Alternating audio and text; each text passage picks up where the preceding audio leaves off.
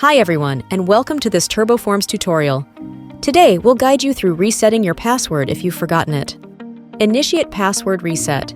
Navigate to the TurboForms login page. Enter your domain name and email ID in the designated field.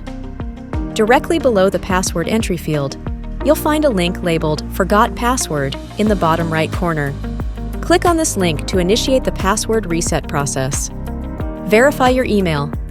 A pop-up message will appear informing you that a password reset email has been sent to your registered email address.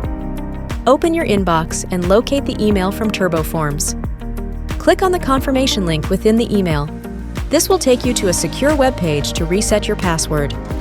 Set your new password. On this page, you'll be asked to create a new password.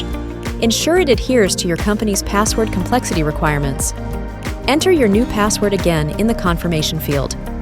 Once satisfied, click the Reset button. A success message will appear, confirming your password has been reset. Confirmation and login. Now, return to the TurboForms login page. In the password field, enter the new password you just created.